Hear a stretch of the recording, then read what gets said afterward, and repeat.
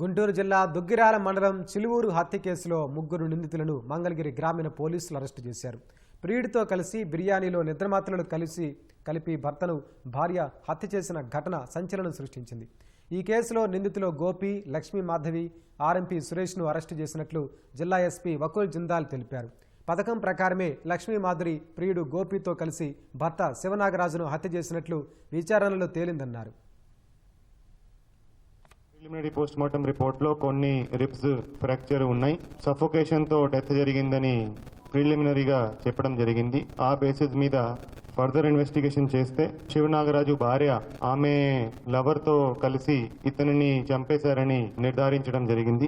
ఈ రోజు ముగ్గురు ముద్దాయిలని అరెస్ట్ చేయడం జరిగింది ఈ మర్డర్ కేసులో. సో ఈ కేసుని 194 BNSS నుంచి మర్డర్ కింద ఆల్టర్ చేయడం జరిగింది.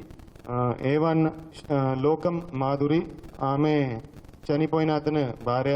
అదేవిధంగా A2 కొండవీటి గోపి, అతను A1 కి లవర్.